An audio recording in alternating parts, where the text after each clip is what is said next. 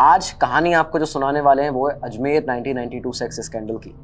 ये वो टॉपिक जो हाईली डिमांडेड था हमारे कमेंट सेक्शन में। आप लोग काफ़ी लंबे समय से इसके बारे में गुजारिश कर रहे थे, फरमाइश कर रहे थे कि आपको ये सुनना है, इस पे कहानी सुननी है और इस असलियत आखिर क्या थी वो आपको जानना है। आज आपके लिए ये कहानी लेकर आए हैं। काफ़ी दिन हो गए, काफ़ी देर हो गई इसमें, क्योंकि बहुत सारे आपके टॉपिक आते हैं, उन पे भी वीडियोस बनाने होते हैं, अपने भी टॉपिक्स जो होते हैं। लेकिन आज कहानी इसकी आपको सुनाने वाले हैं। ये भारत का सबसे बड़ा सेक्स स्कैंडल, जिसमें पुलिस को, मीडिया को, सरकार को, सबको पता था इसके बारे में, लेकिन किसी ने भी कोई बड़ा कदम नहीं उठाया शुरुआत में। क्यों? क्योंकि मामला जो था वो अजमेर का था। हिंदू मुस्लिम का विवाद हो सकता था, कम्युनल राइट्स हो सकते थे। करीबन बताया जाता है कि 200 से ज़्यादा लड़कियों को धमकाया गया, उनके फोटोग्राफ्स कॉम्प्रोमाइज पोजीशन में लिए गए, उसके बाद उनको रेप किया गया, उनको सेक्सुअली एक्सप्लॉइट किया गया। करीबन 200 से ज़्यादा ऐसी लड़कियां बताई जाती हैं। लेकिन फिर कैसे ये मामला अचानक से एक पत्रकार सामने आते हैं और अपने साहस और अपनी निडर पत्रकारिता को दिखाते हुए उन्होंने कैसे इस मामले को एक्सपोज किया, उसके बाद में इस पर कानूनी कार्रवाई चली, अदालतों में मामला चला, ये आज आपको बताने वाले हैं। ये केस जो है अजमेर केस 1992 सेक्स स्कैंडल, ये राजस्थान की हिस्ट्री का, राजस्थान स्टेट की हिस्ट्री का पहला ऐसा केस है जैसा जो एक सेक्सुअल क्राइम केस है जिसके ऊपर NSA लगा था पहली बार, नेशनल सिक्योरिटी एक्ट, आरोपियों के ऊपर। और साथ में ये वो मामला है जो करीबन अब तक 6 अदालतों में चल चुका है। ये सब आज आपको बताने वाले हैं। इस केस से जुड़े एक एक चीज़ें, अभी तक आपने जितने वीडियोस देखे होंगे उसमें आपने कई ऐसी कहानियां सुनी होंगी जिसमें सब सेम तरह की कहानी सुनाते हैं आपको, लेकिन आज हम आपको बताने वाले हैं इसके अंदर क्या क्या चीज़ें इसमें आखिर हुई थी। शुरुआत करते हैं। साल 1990 था, 90 का साल था। अजमेर के सावित्री स्कूल में एक लड़की पढ़ा करती थी। यहाँ पे नाम लड़कियों के चेंज कर दिए जाएंगे। एक लड़की पढ़ा करती थी अजमेर के सावित्री स्कूल में, गीता नाम की, 12th क्लास में लड़की थी। और इसका ये जो लड़की थी वो पॉलिटिक्स में जाना, राजनीति में जाना चाहती थी। उसका एम्बिशन था कि वो राजनीति में जाए। अपने घर वालों से, अपनी फैमिली से भी उसने इसके बारे में बातचीत की थी। तो इसी के चलते उसको वहीं पे एक लड़का मिलता है, दीपक चौधरी नाम का। इस लड़के से मिलना होता है। उसने उसको बताया था कि वो उसको असाइनमेंट दिला सकता है कांग्रेस पार्टी के अंदर, और वो काफ़ी ऐसे बड़े लोगों को जानता है। एक दिन इसी लड़के के साथ में ये जो लड़की थी गीता, वो अपनी छोटी बहन के साथ में थी। ये लड़का भी, दीपक भी उसके साथ में था। और घर से ये लोग बस स्टैंड की तरफ जा रहे थे कि इनको सामने से, इनके रास्ते में सामने से एक सफ़ेद कलर की मारुति कार आके रुकती है इनके रास्ते पे। और उसके अंदर करीब 2-3 लोग बैठे हुए थे जो कि दीपक को जानते थे। इन लोगों ने ये जो लड़की थी, उसकी छोटी बहन थी, इन्हें लिफ्ट का ऑफर दिया। ये लोग उस गाड़ी में सारे लोग बैठते हैं। इसके बाद में ये बताया जाता है कि इन लोगों में जो इस गाड़ी के अंदर बैठे थे, उनमें से 2 लोग थे फारूक और नफीस, फारूक चिश्ती और नफीस। इन दोनों के बारे में बताया जाता है कि अजमेर के काफ़ी बड़े परिवार के, काफ़ी इन्फ्लुएंशियल परिवार के लोग थे, लड़के थे दोनों। और ये जो फारूक चिश्ती था वो उस समय अजमेर के यूथ कांग्रेस का प्रेसिडेंट हुआ करता था। और साथ में जो नफीस चिश्ती था वो वाइस प्रेसिडेंट हुआ करता यूथ कांग्रेस का। तो ये लोग काफ़ी इन्फ्लुएंशियल लोग थे, बड़े घर परिवारों के लड़के थे। बताया जाता है इनका अलग उस समय पर रुतबा होता था, लाइफस्टाइल होता था। और साथ में इनके पास अलग अलग कारें हुआ करती थी, फिएट और आपकी एम्बेसडर, इस तरह की गाड़ियां भी इन पे हुआ करती थी। तो दीपक जो था उसने इन दोनों से गीता को इंट्रोड्यूस कराया। और इसके बाद में जो नफीस गाड़ी में बैठा हुआ था उसने ऑफर किया कि वो असाइनमेंट कांग्रेस पार्टी में गीता को दिलवा सकता है और उसका इससे पॉलिटिकल करियर शुरू हो जाएगा। अब ये सब चलता है और इसके कुछ ही दिनों बाद में जब इन लोगों से इस गीता की बातचीत हो गई, इसके कुछ ही दिन के बाद में एक अनवर चिश्ती नाम का शख्स मिलता है गीता को। वो बताता है कि नफीस ने भेजा है और उसने कहा है कि कुछ ये फॉर्म्स हैं, इनको आप फिल कर दो और अपना एक पासपोर्ट साइज फोटोग्राफ दे दो। नफीस यहाँ पे था नहीं, तो अनवर जो था उसने ये सब चीज़ें कही थी गीता से। गीता ने डायरेक्टली अपना जो फोटोग्राफ था वो नफीस को दिया और ये जो फॉर्म थे वो अनवर को दे दिए बाद में। लेकिन कुछ दिनों बाद फारूक और नफीस मिलते हैं गीता को न्यू कलेक्ट्रेट के पास में। अब कलेक्ट्रेट जो था वहाँ पे अजमेर में, उसके पास में जब ये लोग मिलते हैं उसको गाड़ी में, उस समय ये लोग मारुति वैन में आए हुए थे। गीता इस समय अपने स्कूल की तरफ जा रही थी, उसको लेट भी हो रहा था। तो ये जब उसको वहाँ पे मिलते हैं, इन लोगों ने कहा कि हम लिफ्ट दे देते हैं, हम छोड़ देते हैं स्कूल। गीता लेट रही थी तो वो उनकी जो मारुति वैन थी उसमें ही बैठ गई। लेकिन स्कूल छोड़ने की बजाय ये लोग गीता को फाई सागर रोड अजमेर में, वहाँ पे एक फार्म हाउस है, फारूक चिश्ती का फार्म हाउस हुआ करता था ऐसा बताया जाता है, वहाँ पे ले जाते हैं। अब यहाँ पे इस फार्म हाउस में पहले से अनवर और एक इशरत नाम का लड़का पहले से मौजूद थे। यहाँ रूम के अंदर जो नफीस था वो ले जाता है इसको, जो लड़की थी गीता, और वहाँ पे ये बताया जाता है कि ये लोग पॉलिटिकली वो कुछ चर्चा करने, कुछ बात करने गया था पॉलिटिकल, इसके जो असाइनमेंट है उससे रिलेटेड। लेकिन ऐसा बताते हैं कि वहाँ पे उसने गलत हरकतें करना शुरू कर दिया, जिसके बाद गीता ने अपोज किया, गीता ने मना किया और वो वहाँ से बाहर निकल के आ गई। लेकिन जब वो बाहर आई तो उसका जो दुपट्टा था, उसका दुपट्टा उस रूम में छूट गया था। उसके बाद में जब वो वापस उस रूम में जाती है दुपट्टा अपना लेने, तो नफीस ने उसे अंदर धक्का दे दिया और इसके बाद में उसे धमकी दी कि अगर किसी को कुछ बताया तो जान से मार देंगे। और इसके बाद में उसको सेक्सुअली एक्सप्लॉइट किया, उसका रेप किया। गीता का यहाँ पे रेप किया जाता है, उसे धमकाया जाता है इसके बाद में कि किसी को बताना मत इसके बारे में, और फिर उसको उसके घर पे छोड़ दिया जाता है। इसके बाद करीबन 7 दिनों के बाद में ये धमकाने का सिलसिला दोबारा से शुरू होता है। 7 दिनों के बाद में नफीस दोबारा से कलेक्ट्रेट के उसी एरिया में वहाँ पे अजमेर में गीता को मिलता है। उसको फिर से कहता है कि अगर किसी को बताया तो देख लेना, बुरा होगा अंजाम। ये सब चीज़ें लगातार अब ये सिलसिला शुरू हो गया था धमकाने का। लेकिन ये अभी सिर्फ एक लड़की का केस था। 1990 की ये बात जो हमने आपको बताई, ये पहला केस जब गीता नाम की लड़की के साथ में ये चीज़ हुई। तो आगे बढ़ते हैं अपने एपिसोड में। तो अब गीता का केस हमने आपको बताया, लेकिन ये बस शुरुआत थी। इसके बाद हुआ क्या कि बताया जाता है कि फारूक, नफीस और अनवर ने गीता के साथ में सावित्री स्कूल में, क्योंकि वो पढ़ती थी, तो उसी समय पे वहाँ पे एक लड़की को उसके साथ में देखा। यहाँ इस लड़की का भी नाम चेंज किया जा रहा है। मीनू इस लड़की का नाम था। मीनू को यहाँ पे जब गीता के साथ में इन लोगों ने देखा तो फिर उसके बारे में इंक्वायरी करना शुरू की गीता से, उसके बारे में पूछना शुरू किया कि कौन है, कहाँ पे, कैसे है, कहाँ से कहाँ पढ़ती है। और उसके बाद में गीता ने मीनू का इंट्रोडक्शन था वो इन लोगों से करवाया, इन लोगों से उसको मिलवाया। लेकिन कुछ ही दिनों के बाद में मीनू गीता के घर पे आके रोने लगी अचानक से, और वो रोते रोते ये कहती है कि इन लोगों ने उसका रेप किया और उसके बाद उसके जो फोटोग्राफ्स थे कॉम्प्रोमाइज पोजीशन में, उसके न्यूड फोटोग्राफ्स क्लिक कर लिए। और उसके बाद में ये लोग कह रहे हैं कि अगर गीता को लाओगी, गीता को लेके आओगी तो ये फोटोग्राफ तुम्हें वापस दे दिए जाएंगे। यहाँ पे अब गीता और मीनू दोनों यहाँ पे पुलिस कांस्टेबल से एक से जाके मिलती हैं। ये बताया जाता है कि ये पुलिस के पास भी गई। इसके बाद में यहाँ पे पुलिस ने इन्हें आश्वासन भी दिया कि हम मदद करेंगे आपकी और इस मैटर को ऊपर तक ले जाएंगे। लेकिन कुछ हुआ नहीं, क्योंकि इसके बीच में बहुत सारी, जैसे ही ये लोग पुलिस के पास जब गए थे तो उस बीच में बहुत सारे अलग अलग जगह से कॉल आने लगे, इनको धमकियाँ आने लगी थी। और इसके बाद में कई सारी लड़कियों के साथ में ये लगातार सिलसिला चलना शुरू हो गया। कई लड़कियों के साथ में ये होना शुरू हो गया। और सोफिया और सावित्री गर्ल्स स्कूल और गर्ल्स कॉलेज, इनकी जो लड़कियां थी ज़्यादातर, उन लड़कियों के साथ में ये सब पूरा मामला चल रहा था। यहाँ पे एक और लड़की थी इसी में ऐसी, उसके साथ में क्या हुआ कि सावित्री कॉलेज की वो लड़की थी। जनवरी 1991 की ये बात है। गीता जो थी उसने इस लड़की को इन सब लड़कों से मिलवाया। इन लोगों ने उसको उसके साथ देखा होगा, इसके बाद ये उससे मिलते हैं। और 15 जनवरी 1991 की बात है जब गीता ने इस लड़की को बोला कि हटुंडी में, अजमेर के पास ही एक फंक्शन है और वहाँ पे फैमिली मेम्बर्स सारे आ रहे हैं और ये जो 5 लड़के हैं ये लोग भी आएंगे, फारूक, नफीस, अनवर, ये सब लोग भी वहाँ पे आएंगे। और इसके लिए गीता ने, ये जो लड़की थी उसकी माँ को भी मना लिया जाने के लिए। करीबन सुबह 8 बजे ये लोग इसको पिक करते हैं घर से, और इसके बाद में ये लोग जाते हैं हटुंडी, वहाँ पे उस फार्म हाउस पे। बताते हैं कि मारुति वैन में ये लोग आए हुए थे और जो गाड़ी चला रहा था उस लड़के का नाम था, जो ड्राइवर था उसका नाम था मैराडोना। तो ये जो लड़का गाड़ी चला रहा था यहाँ पे वैन में, पहले से एक लड़की ही बैठी हुई थी। ये जो स्टेटमेंट जो हम आपको बता रहे हैं सारे के सारे कोर्ट को दिए हुए स्टेटमेंट्स हैं।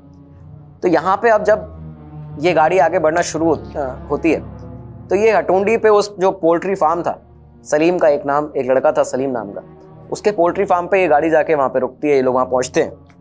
लेकिन वो जो लड़की थी जिसको ये बताया गया था कि यहाँ पे सारे फैमिली मेम्बर्स होंगे और ये 5 लड़के होंगे, वो अचानक से वहाँ पे जाके चौंक गई, वो शॉक्ड हो गई, क्योंकि वहाँ पे कोई फैमिली मेम्बर नहीं था। उसके बाद उसने गीता से ये सब पूछा भी, लेकिन गीता उसको टालती रही, टरकाती रही। इसके बाद में वहाँ पे नफीस, इशरत और फारूक पहुँचते हैं, ये बताया गया है। इसके बाद ये लोग जब वहाँ पे पहुँचे तो वहाँ पे शाम के 3-4 बजे तक ये लोग रुके। इसके बाद ये लोग निकलते हैं उधर से और इस लड़की को बाकायदा उसके घर पे छोड़ दिया जाता है। लेकिन ये पहली बार था, उसका ट्रस्ट जीतने के लिए ये सब किया जा रहा था। करीब 2-4 दिन बाद ही गीता एक बार फिर से इस लड़की को बोलती है कि वहीं पे उसी फार्म पे चलना है। और इसके बाद यहाँ पे जो इशरत था, बताया जाता है कि उसने इस लड़की को सेक्सुअली एक्सप्लॉइट किया, उसका रेप किया।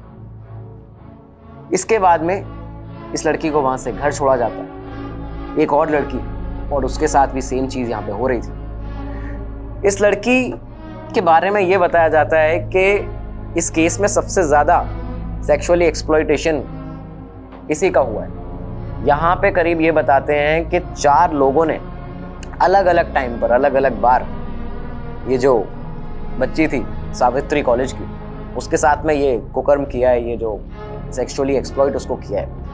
और इसके बाद में ये बताया जाता है कि एक और लड़का आता था बबली नाम का, जिसके बारे में बताते हैं कि ये लोग, जो ये पूरा ग्रुप था लड़कों का, ये बताता था कि ये अमेरिका से आया है और ये हमारा बॉस है और इसको भी तुम्हें हर बार जब भी बुलाएंगे तब तुम्हें यहाँ पे आना पड़ेगा इसके लिए। बार बार उसने भी, वो जो बबली था, उसने भी यहाँ पे इस लड़की को सेक्सुअली एक्सप्लॉइट किया।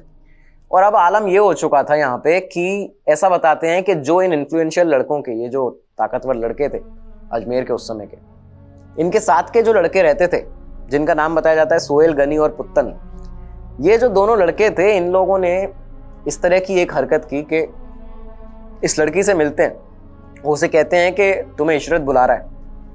ये लड़की वहाँ पे इन लोगों के साथ पहुँचती है, वहाँ पे इशरत होता नहीं है और इसके बाद ये दोनों उस लड़की के साथ में रेप करते हैं। इस तरह की हालत हो चुकी थी माफ़ कीजिएगा।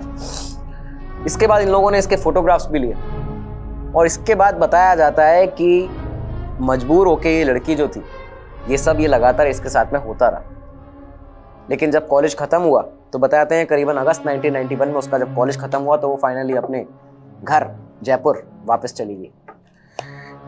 ये चीज़ें चलती रहीं। यहाँ पे तब जाके उस लड़की के साथ में ये जो मामला था, सेक्सुअली उसका एक्सप्लॉइटेशन था, वो ख़त्म हुआ। लेकिन ऐसी कई सारी लड़कियाँ थीं उस टाइम तक जिनके साथ में ये चीज़ें चल रही थी और लगातार आगे भी चलने वाली थीं। अब बाकी जो लड़कियां थी उनके साथ में ये चलता है और बताया जाता है इस आंकड़े के हिसाब से, जो चीज़ें सामने आती हैं, खबरें सामने आती हैं, कि करीबन 200 ऐसी लड़कियां हो चुकी थी जिनके साथ में ये सारा चलता था। इस तरह का डराना धमकाना, फिर सेक्सुअली एक्सप्लॉइट करना, रेप करना, उसके बाद उनकी फ़ोटो तस्वीरें खींच के उन्हें दोबारा से बुलवाना, इस तरह से यही एक्सप्लॉइटेशन उनका करने के लिए धमकाना उनको। और आलम फिर उस समय ये हो चुका था, आप ये देखिए कि जिस आदमी के पास में ये फ़ोटोज़ पहुंचती थी वो इन लड़कियों को खोज कर निकालता था। उसके बाद इनसे या तो फीवर सेक्सुअली एक्सप्लॉइटेशन करता था, इनका रेप करता था, या फिर उन्हें ब्लैकमेल करता था, उनके घर वालों को जाके ब्लैकमेल करता था, उनकी तस्वीरें दिखा के उनसे पैसे हटता था। इस तरह का आलम हो चुका था। और ये सब चीज़ें लगातार में यहाँ पे शुरू हो चुकी थी कि लड़कियाँ और उनके घर वाले बुरी तरह परेशान हो गए थे उस समय अजमेर में। साल 1992 में हालात ये हो चुके थे कि जिन लड़कियों के साथ में लगातार चल रही थी चीज़ें, जिनको रेप, उसके बाद धमकाना, दोबारा से उनको एक्सप्लॉइट करना, ये सब जिनके साथ में चल रहा था 1992 में अजमेर के अंदर, इन लड़कियों ने सुसाइड करना शुरू कर दिए थे। 1992 की ही एक सुबह की बात है, अजमेर की मेन वैशाली नगर रोड पे एक लड़की अपनी 2 व्हीलर से उतरती है, उसके बाद वहाँ पे खुद के ऊपर पेट्रोल डालती है और खुद को आग लगा लेती है। ये उसी लड़की का सुसाइड था जो परेशान हो चुकी थी इन चीज़ों से जो लगातार उसके साथ में चल रही थी। ऐसी कई सारी लड़कियां थीं। इसके बाद में और ज़्यादा खबरें सुसाइड की आना शुरू हो गई अजमेर के अंदर। कुछ लड़कियों ने छत से कूदकर सुसाइड कर लिया, कुछ ने फांसी लगा ली, कुछ ने तालाब में कूदकर सुसाइड कर लिया, कुछ ने खुद को आग लगा ली। इस तरह की करीबन 6 सुसाइड के केस हो चुके थे इस समय लड़कियों के। करीब 6 लड़कियों ने इस समय सुसाइड किया इन्हीं चीज़ों के चलते। इसके बाद में होता क्या है कि क्योंकि पाप का जो होता है घड़ा भरता है और एक समय पे आने के बाद में वो घड़ा भरेगा ज़रूर। तो ऐसा ही कुछ हुआ अप्रैल 1992 में। अप्रैल 1992 में हुआ क्या कि एक रियल डेवलपर था, ये जो लड़के जो थे, जो ये सब काम करते थे इन लड़कियों के साथ में, जो दुष्कर्म करते थे, ये लोग यहाँ पे फोटोज जो निकालते थे उस समय, क्योंकि मोबाइल फ़ोन वगैरह थे नहीं, तो जो कैमरा होता है, कैमरे से फोटोज निकाले जाते थे, उसके बाद उस रील को, जो रील होती है, उसको धुलने के लिए दिया जाता था। इनकी बताया जाता है कि जो 2 कलर लैब थी जहाँ पे जाके फ़ोटो धुलते थे, वो भी फिक्स थी। उनके ऊपर भी आगे केस दर्ज हुआ, उनके ऊपर भी कार्रवाई हुई है। तो जब 1992 अप्रैल की बात है, एक रील डेवलपर था पुरुषोत्तम नाम का। इसने अपने पड़ोसी को, जिसका नाम था देवेंद्र, उसको देखा कि वो एक पोर्नोग्राफी मैगजीन देख रहा था, एक अश्लील फोटो मैगजीन थी जिसमें वो कुछ फोटोज देख रहा था। पुरुषोत्तम ने जब ये चीज़ देखी तो उसने उसको, देवेंद्र को बोला कि असली चीज़ मैं दिखाता हूँ, ये कुछ भी नहीं। जैसे ही उसने देवेंद्र को ये फोटोज दिखाए तो देवेंद्र ने यहाँ से उन फोटोज़ का कॉपीज़ बना के, बताया जाता है कि उस समय जो दैनिक नवज्योति एक अखबार हुआ करता था अजमेर के अंदर, उसके दफ्तर पहुंचा दी। अब दैनिक नवज्योति ये जो अखबार था, न्यूज़पेपर था, यहाँ पे एक रिपोर्टर उस समय काम करते थे, संतोष गुप्ता। संतोष गुप्ता ये जो रिपोर्टर थे, जब इनको ये सब पता चलता है और इन्होंने इसकी छानबीन की, इसी के बाद 21 अप्रैल 1992 की बात है, पहली बार इस पूरे कांड के चलते, इस पूरे केस के ऊपर एक पहली रिपोर्ट दैनिक नवज्योति अखबार के अंदर छापी जाती है। किस तरह से लड़कियों को डराया धमकाया जा रहा है, उनका सेक्सुअली एक्सप्लॉइटेशन हो रहा है, रेप किया जा रहा है। लेकिन ये जो पहली रिपोर्ट 21 अप्रैल को 1992 में छपी थी, इसके ऊपर ज़्यादा किसी ने कोई ध्यान नहीं दिया। लेकिन इसके बाद में इन्होंने अपनी अगली रिपोर्ट छापी 15 मई को। 15 मई 1992 को एक रिपोर्ट छपती है दैनिक नवज्योति अखबार में, और उस रिपोर्ट के साथ में एक फ़ोटो लगाया जाता है। ये फ़ोटो था वही फ़ोटो जो ये लोग क्लिक करते थे उन लड़कियों का, कॉम्प्रोमाइज़ पोजीशन में। इस फोटो को पूरा ब्लर किया गया था, लड़की का फेस ब्लर किया गया था। उसके बाद में ये फ़ोटो छापा गया था वहाँ पे। लेकिन जब ये फ़ोटो छपा है, इसके बाद में अजमेर के अंदर हंगामा मच गया, बुरी तरह से यहाँ पे हंगामा था। करीबन 2 दिन बाद ही 18 मई को अजमेर के अंदर बंद हो जाता है, बंद का ऐलान कर दिया जाता है। करीबन 3 दिन तक अजमेर उस समय बंद रहा। इसके बाद में लोगों में गुस्सा था, मीडिया के पास ये बात चली गई, दिल्ली तक ये बात पहुंच गई, सरकार बुरी तरह से हिल चुकी थी। मीडिया में वहाँ पे जो कुछ लोग थे, उन लोगों ने इसको मामले को सेंसेशन बनाना शुरू कर दिया। किस तरह से कि ये लोग इसको ऐसे दिखा रहे थे कि ये IPS और IAS की लड़कियाँ हैं, ये जो लड़कियाँ जिनके साथ में हुआ है। क्योंकि ये बताया जा रहा था कि सावित्री स्कूल, सोफिया स्कूल और कॉलेज जो थे, यहाँ पे बहुत ही बड़े घरों की लड़कियाँ पढ़ती थी। लेकिन ऐसा नहीं था, इसमें से कई नॉर्मल मिडिल क्लास फैमिलीज़ की भी लड़कियाँ थीं, इस तरह की भी लोग थे। तो लेकिन मीडिया ने यहाँ पे दिखाना चालू कर दिया कि these are the daughters of IAS and IPS officers. लेकिन अब इसके साथ में यहाँ पे क्या होता है कि इनमें से ज़्यादातर लड़कियाँ जो थी वो नॉर्मल घर से थी। सिर्फ उनमें से एक लड़की थी जो राजस्थान सिविल सर्विस ऑफिसर की लड़की थी, और दूसरी एक और थी, वो एग्रीकल्चर ऑफिसर की लड़की थी। लेकिन अब ये सब चीज़ें मीडिया में भी आती हैं। इसके बाद में इंक्वायरी अब शुरू होती है, पुलिस ने कार्रवाई करना शुरू किया। उस समय अजमेर नॉर्थ के जो DSP होते थे, हरिप्रसाद शर्मा, उन्होंने एक सीक्रेट इंक्वायरी की। और सीक्रेट इंक्वायरी करने के बाद में करीब 27 मई को अजमेर के अंदर नेशनल सिक्योरिटी एक्ट जो वारंट होता है, वो लगाया जाता है 8 आरोपियों पे। इन 8 आरोपियों को पकड़ा गया, इनके ऊपर नेशनल सिक्योरिटी एक्ट का वारंट लगा। और 3 दिन बाद 30 मई को हरिप्रसाद शर्मा ने, जो DSP हुआ करते थे, उन्होंने गंज पुलिस स्टेशन में FIR दर्ज की इस पूरे मामले पे। ये पहली FIR यहाँ पे दर्ज होती है। ये जो NSA लगा था, ये पहली बार था राजस्थान की हिस्ट्री में जब सेक्सुअल क्राइम के ऊपर NSA लगा था इस स्टेट के अंदर। ये पहली बार यहाँ पे हो रहा था। इसके बाद सितंबर 1992 तक जो ये समय आ चुका था, पुलिस ने करीबन 145 विटनेसेस को एग्जामाइन कर लिया था, और इन विटनेसेस के आधार पर करीबन 6 चार्जशीट बनाई गई थी, जिसमें 18 आरोपी थे। 18 आरोपी बनाए गए। आंकड़ा बताया जाता था कि करीबन 200 लड़कियों के साथ में ऐसा हुआ है। लेकिन आप ये देखिए कि डर इस तरह का था, और कुछ लड़कियां, क्योंकि ये केस ऐसा था कि लड़कियां जो थी वो सामने आना नहीं चाह रही थी। घर की बदनामी होती है, खुद की बदनामी होती है, इन सब चीज़ों को देखकर वो सामने नहीं आ रही थी।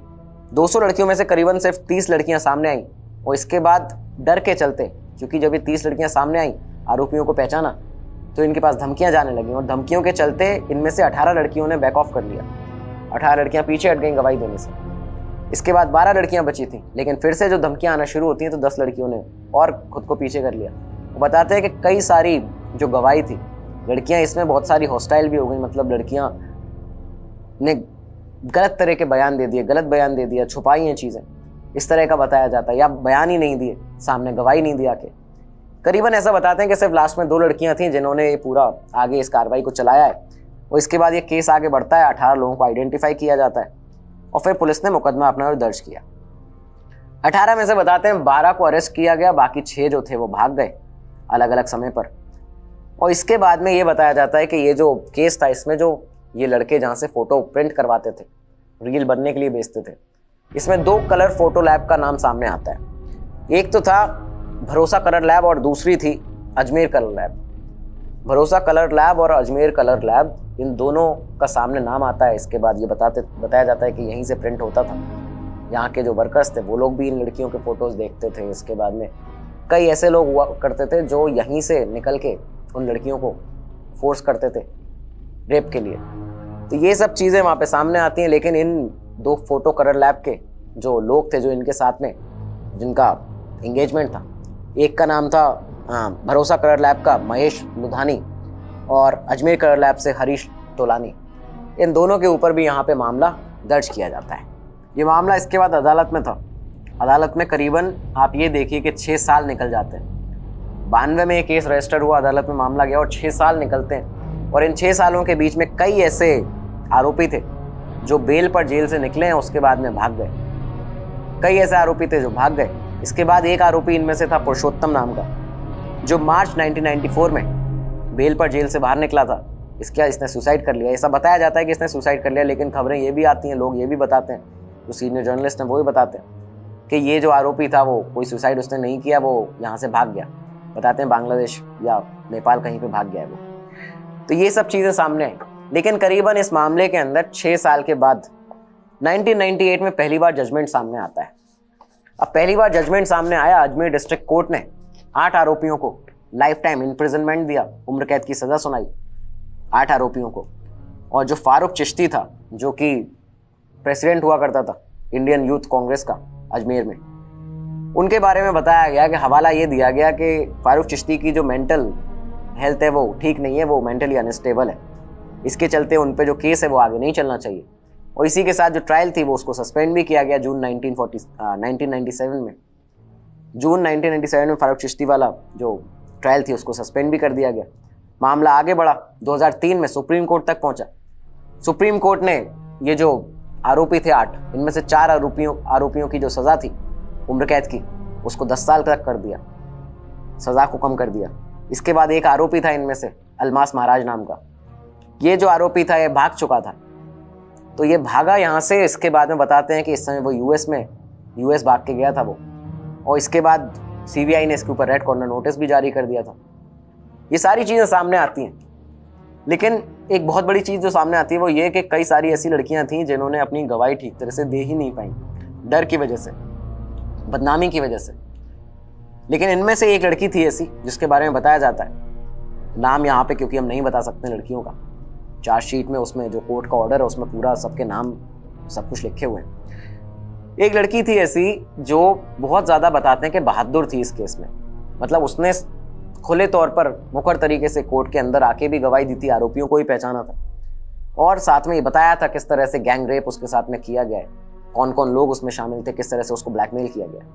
लेकिन ये बताया जाता है कि 2005 में ये लड़की अचानक से गायब हो गई, कहीं भी इसका कुछ अता पता नहीं चला। ये केस लगातार चलता रहा। इसके बाद फारूक चिश्ती को दोबारा से एक बार 2007 में उम्र कैद की सज़ा फिर से सुनाई जाती है और इसके साथ ही ये सज़ा आगे तक चली। लेकिन 2013 में राजस्थान हाई कोर्ट ने ये कहते हुए फारूक चिश्ती को रिलीज़ किया, जेल से बाहर किया कि अभी तक वो अपनी पूरी सज़ा काट चुका है। एक तरह से वो इनफ टाइम यहाँ पे उसने दे दिया है और अब उसको रिलीज़ कर देना चाहिए। 2013 में अब फारूक चिश्ती को रिलीज़ किया जाता है। इसके बाद जो नफीस चिश्ती था, जो वाइस प्रेसिडेंट हुआ करता था इंडियन यूथ कांग्रेस उस समय अजमेर का, उसके बारे में बताते हैं कि 2003 तक वो फरार था। उसके बाद वहाँ पे दिल्ली पुलिस ने उसको पकड़ा है, नफीस को, और इसके बाद में वो इस समय करंटली बेल पर बाहर है। इस केस में जितने भी आरोपी थे, आपको ये बता दें कि समय समय पर लोगों को सज़ा होती रही है।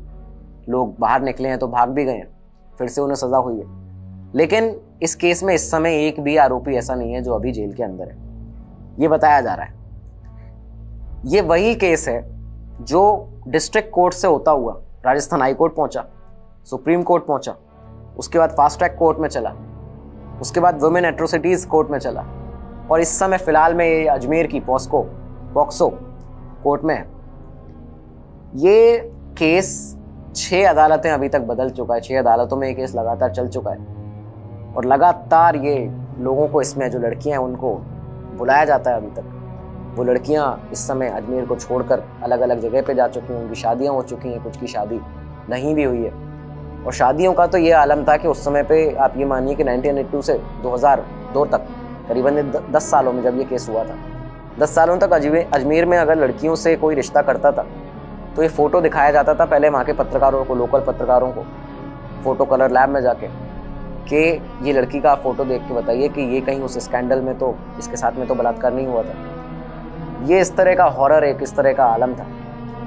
खैर, ये केस लगातार अभी भी चल रहा है, पॉक्सो कोर्ट में है ये केस, और बताया जाता है कि दिसंबर 2021 की, अभी हाल ही की बात है, दिसंबर 2021 में अजमेर की पॉक्सो कोर्ट में एक महिला पहुंचती है और जज के ऊपर अचानक से चिल्लाने लगती है। उस महिला ने चिल्लाते हुए कहा कि आप अब भी मुझे बार बार क्यों कोर्ट में बुलाते हैं? 30 साल हो चुके हैं और अब मैं दादी बन चुकी हूँ, मुझे अकेला छोड़ दीजिए।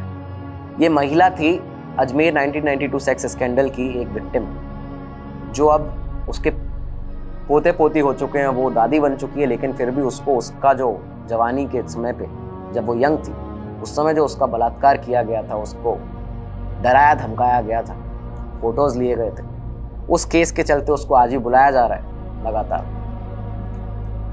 अजमेर में ये जो केस था, ये इस तरह से था कि लोग सहम चुके थे बुरी तरह उस समय। सरकार इसमें ये इसलिए ध्यान नहीं दे रही थी इस शुरुआत में ही, क्योंकि ये था कि हिंदू और मुस्लिम के बीच में वहाँ पे दंगा भड़क सकता है, विवाद हो सकता है। और ये बताया जाता है कि कई समय तक इसीलिए जो वहाँ के जो मीडिया वाले थे, पुलिस थी, प्रशासन था, वो इसलिए इसको टालते रहे। तो ये थी कहानी अजमेर 1992 सेक्स स्कैंडल की।